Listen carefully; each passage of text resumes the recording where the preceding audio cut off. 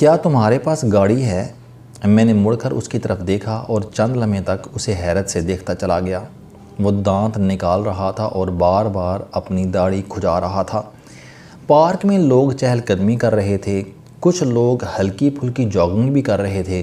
دوپہر مایوس ہو کر رخصت ہو رہی تھی اور شام دھیرے دھیرے مارگلا کی پہاڑیوں سے نیچے سرک رہی تھی۔ گرم دوپہر کے بعد اسلام آباد کی شام کی اپنی ہی خوبصورتی، اپنا ہی سکھ ہوتا ہے۔ میری بچپن کی عادت ہے، میں پریشانی یا ٹینشن میں کسی پارک میں چلا جاتا ہوں، ایک دو چکر لگاتا ہوں اور پھر کسی بینچ پر چپ چاپ بیٹھ جاتا ہوں۔ وہ بینچ میری ساری ٹینشن، میری ساری پریشانی چوس لیتا ہے اور میں ایک بار پھر تازہ دم ہو کر گھر واپس آ جاتا ہوں۔ میں اس دن بھی شدید ٹینشن میں تھا۔ میں نے پارک کا چکر لگایا اور سر جھکا کر بینچ پر بیٹھ گیا۔ تھوڑی دیر بعد ایک نیم خواندہ پختون کسی سائیڈ سے آیا اور بینچ پر میرے ساتھ بیٹھ گیا۔ اسے شاید بڑبڑانے کی عادت تھی یا پھر وہ خاموش نہیں بیٹھ سکتا تھا، چنانچہ اس نے مجھے بار بار انگیج کرنا شروع کر دیا۔ وہ کبھی آٹے کی مہنگائی کا ذکر کرتا تھا، کبھی ٹرانسپورٹ کے کرایوں کا رونا روتا تھا اور کبھی لوگوں کے غیر اسلامی لباس پر تبصرے کرتا تھا۔ میں تھوڑی دیر تک اس کی لغویات سنتا رہا، لیکن جب بات حد سے نکل گئی تو میں نے جیب سے تھوڑے سے روپے نکالے اور اس کے ہاتھ پر رکھ دیے۔ وہ تھوڑی دیر تک حیرت سے نوٹوں کو دیکھتا رہا، پھر اس نے کہہ لگایا، نوٹ واپس میرے ہاتھ پر رکھے اور بولا، آپ لوگوں کا بڑا المیہ ہے۔ وہ المیہ کو لمیہ کہہ رہا تھا۔ آپ دوسروں کو بھکاری سمجھتے ہیں۔ آپ کا خیال ہوتا ہے کہ آپ کے ساتھ اگر کوئی غریب شخص بات کر رہا ہے تو اس کا صرف ایک ہی مقصد ہے، وہ آپ سے بھیک لینا چاہتا ہے۔ بابو صاحب، مجھ پر اللہ کا بڑا کرم ہے، چوکیداری کرتا ہوں، روٹی اوپر والا مالک دے دیتا ہے اور خرچے کے پیسے نیچے والے مالک سے مل جاتے ہیں۔ میں بس آپ کو پریشان دیکھ کر آپ کے پاس بیٹھ گیا تھا۔ میرا والد کہتا تھا کہ پریشان آدمی کو حوصلہ دینا بہت بڑی نیکی ہوتی ہے، چنانچہ میں یہاں کسی کو پریشان دیکھتا ہوں، میں اس کے پاس بیٹھ جاتا ہوں، مگر آپ نے مجھے بھکاری سمجھ لیا۔ میری حیرت شرمندگی میں بدل گئی اور میں اس سے معافی مانگنے لگا۔ وہ ہنسا اور داڑھی کھجاتے کھجاتے مجھ سے پوچھا کہ کیا تمہارے پاس گاڑی ہے؟ میں نے چند لمحوں تک اس واہیات سوال پر غور کیا اور پھر جواب دیا، ہاں 3-4 ہیں۔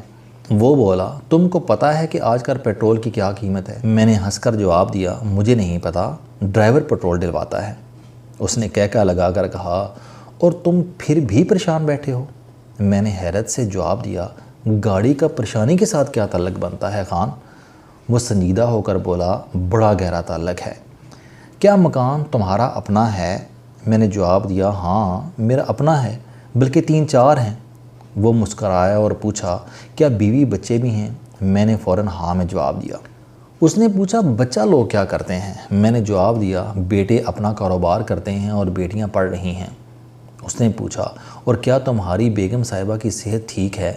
میں نے فوراً جواب دیا، ہاں الحمدللہ ہم دونوں ٹھیک ٹھاک ہیں، ہمیں اللہ تعالیٰ نے ملک بیماریوں سے بچا رکھا ہے۔ وہ بولا، اور کیا خرچہ پورا ہو جاتا ہے؟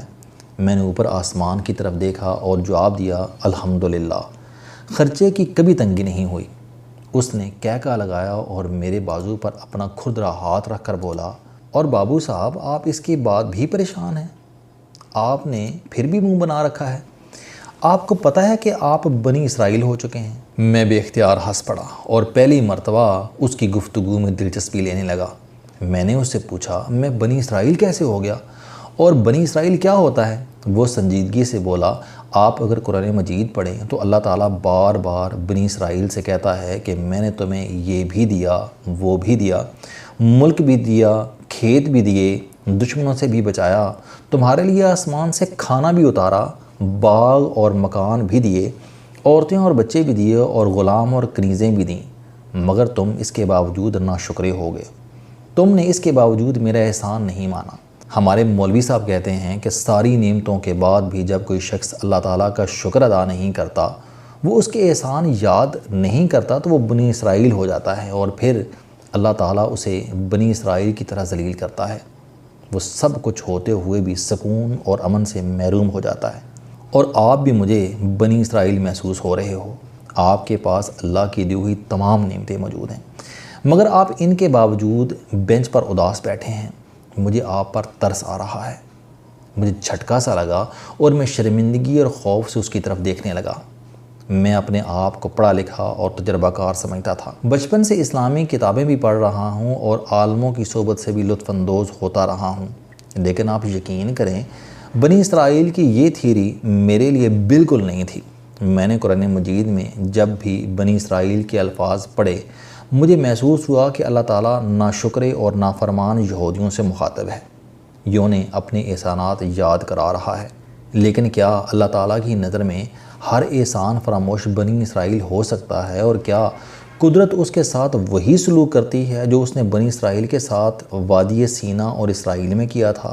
یہ بات میرے لیے نہیں تھی۔ میں اپنی جگہ سے اٹھا، اس ان پڑھ پختون کے ہاتھ کو بوسہ دیا اور پارک سے چپ چاپ باہر آ گیا۔ میں سارا راستہ اللہ کی ایک ایک نعمت یاد کرتا رہا، اس کا شکر ادا کرتا رہا اور اپنی آستینوں سے اپنے آنسو صاف کرتا رہا۔ میں کیا تھا اور میرے رب نے مجھے کیا بنا دیا، مگر میں اس کے بعد بھی پریشان اور مایوس رہتا ہوں۔ مجھ سے زیادہ بنی اسرائیل کون ہو سکتا ہے؟ مجھ سے زیادہ اس کے انتقام کو کون ڈیزرو کرتا ہے؟ میں روتا جاتا تھا اور اللہ تعالیٰ سے معافی مانگتا جاتا تھا۔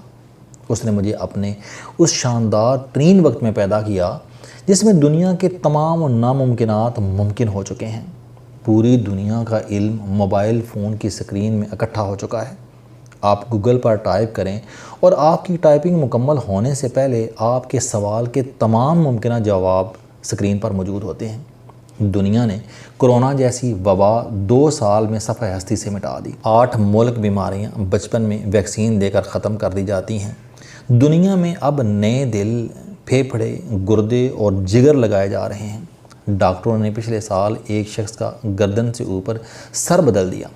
4 دن پہلے اسرائیل میں ایک نوجوان کا کٹا ہوا سر دوبارہ لگا دیا گیا۔ انسان آج ماں کے پیٹ میں موجود بچے کے دل کا بائی پاس آپریشن کر دیتا ہے اور وہ بچہ وقت پر صحت مند پیدا ہوتا ہے۔ آج کی دنیا تمام انسانوں کے لیے کھلی ہوئی ہے۔ آپ ترقی کرنا چاہیں تو آپ بے شک کھرب پتی بن جائیں، آپ کو کوئی نہیں روکے گا۔ آپ دنیا کے آخری کونے میں جانا چاہیں آپ چلے جائیں۔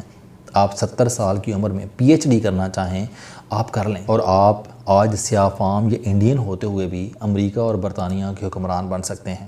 اللہ نے مجھے اپنے اس شاندار زمانے میں پیدا کیا، اس نے مجھے حادثوں اور بیماریوں سے بھی بچائے رکھا، اس نے مجھے بے انتہا رزق بھی دیا، اولاد کی نعمت بھی دی، عزت اور شہرت بھی عنایت کی، ملک اور مکان بھی دیا اور خدمت کرنے والے لوگ بھی دیے، اور مجھے بے لوث دوستوں سے بھی نوازا۔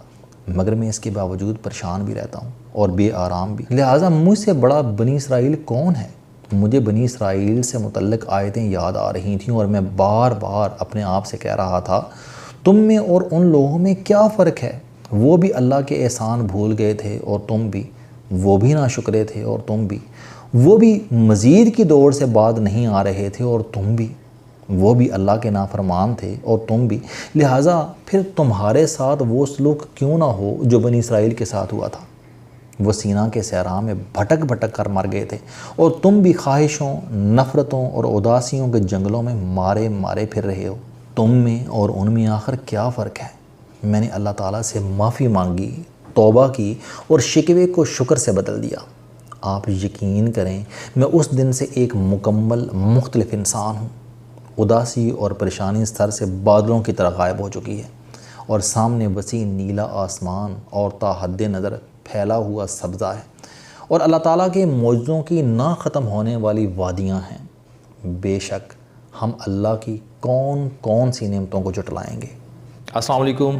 آپ اسٹوڈنٹ ہیں، کوئی جاب کرتے ہیں، کاروبار کرتے ہیں، یا پھر آپ گھریلو زندگی گزار رہے ہیں۔ اگر آپ اپنی زندگی کو بدلنا چاہتے ہیں تو اس چینل علم دوستی پر آپ زندگی میں کامیابی کے لیے جاوید چوہدری صاحب کے موٹیویشنل، سوشل، سیلف ڈسکوری سے ریلیٹڈ اور صحت سے متعلق بے شمار کالم سن سکتے ہیں۔ میرا دعویٰ ہے کہ یہ چینل آپ کی زندگی بدل دے گا۔